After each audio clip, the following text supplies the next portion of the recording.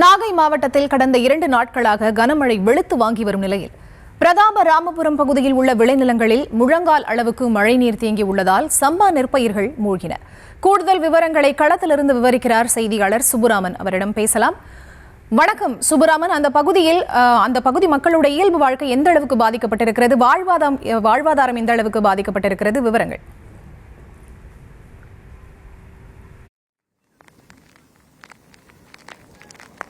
ஃபரிதா வணக்கம். இந்த டிட்பா புயல் தாக்கம் என்பது தமிழகத்தில், அதாவது பெரும்பாலான தமிழகத்தில் வட கடலோர மாவட்டங்களில் பாதிப்பானது ஏற்பட்டிருக்கிறது. குறிப்பாக நாம் இருக்கக்கூடிய இந்த மாவட்டம் என்பது நாகப்பட்டினம் மாவட்டத்தில் இருந்து கொண்டிருக்கும். 2 நாட்களாக இந்த மாவட்டம் முழுவதுமே மழையானது வெளுத்து வாங்கி வருகிறது. குறிப்பாக இங்கு மக்களுடைய அன்றாட வாழ்க்கை என்பது முழுமையாக பாதிக்கப்பட்டிருக்கிறது. குறிப்பாக திருவாரூர், தஞ்சாவூர், நாகப்பட்டினம் இந்த ஒரு 3-4 மாவட்டங்களுமே அவர்களுடைய விவசாயிகளுடைய பிரதான தொழில் என்பது அந்த சம்பா பயிரிடுவது.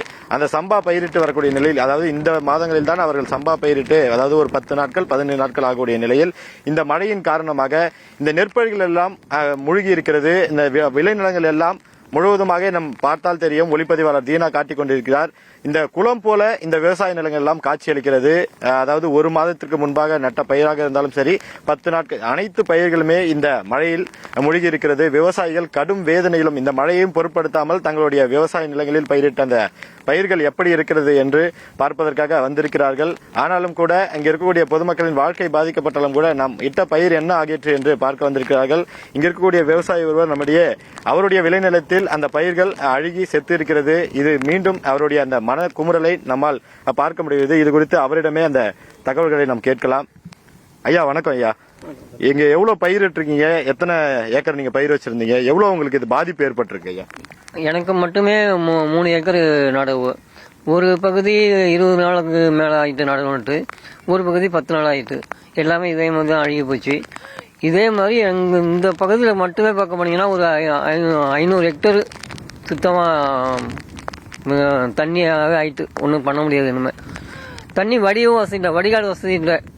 ஏரிக்கு வடிகால் இருந்துச்சு, அதை வீட்டு மனை ஆக்கிட்டாங்க. அதனால் ஏரிக்கு தண்ணி வடிகால் இல்லை. அதனால் இந்த 500 ஹெக்டரும் என்ன ஆகுமோங்கிற சூழ்நிலை தான் இருக்குது. ஒரு விவசாயிக்கு நடவு வரைக்குமே ஒரு ஏக்கருக்கு 30,000 ரூபா செலவாகுது. நடவு வரைக்கும், அதுக்கு மேலே கூட செலவு வர. நடவு வரைக்குமே ஒரு ஏக்கருக்கு 30,000 ரூபா செலவு பண்ணியிருக்கோம்.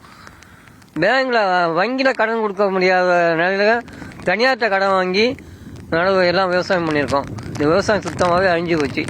அரசாங்கம் நினைச்சது காப்பாற்றினா தான் இந்த விவசாயியை காப்பாற்ற முடியும். அப்ப அதே மாதிரி இப்ப விவசாயி அவர் கூறுறது என்னன்னா, இங்க இருக்கக்கூடிய தண்ணி வெளியே போறதுக்கு வழி இல்ல, முழுவதும் அடைச்சிருக்காங்க, தனியார்கள் ஆக்கிரமிப்பு பண்ணிருக்காங்க அப்படின்னு சொல்றாங்க.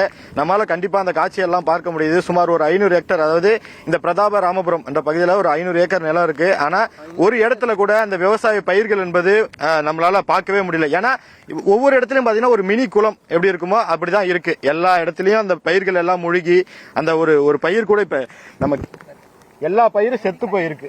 இப்ப பாத்தீங்கன்னாவே தெரியும், எல்லா பயிரும் செத்து போய் விவசாயியுடைய அந்த கஷ்டத்தை நம்மளால பார்க்க முடியுது. அவங்க என்ன சொல்றாங்கன்னா, இந்த தண்ணி வடிகால் தண்ணி, அதாவது இந்த மழை தண்ணி எல்லாம் போறதுக்கு முறையான வடிகால் வசதி செஞ்சு தரணும் அப்படின்னு சொல்லியிருக்காங்க. நாகப்பட்டினம் மாவட்டத்தை முழுவதுமே இந்த 2 நாட்கள் மழைக்கு, அதாவது புயல் என்பது கரைக்கு வரல, கரையை கடக்கல, ஆனா அதுக்குள்ளே இந்த 2 நாட்கள் மழைக்கு இந்த நாகப்பட்டினம் மாவட்டத்தில் இவ்வளவு சேதங்கள் ஏற்பட்டிருக்கு. விவசாய பயிர்கள் நிறைய அழிஞ்சு போயிருக்கு. இதற்கெல்லாம் அரசு உரிய தீர்வு செய்யணும், உரிய நடவடிக்கை எடுக்கணும்னு இங்க இருக்கக்கூடிய விவசாயிகள் கோரிக்கை வைக்கிறாங்க.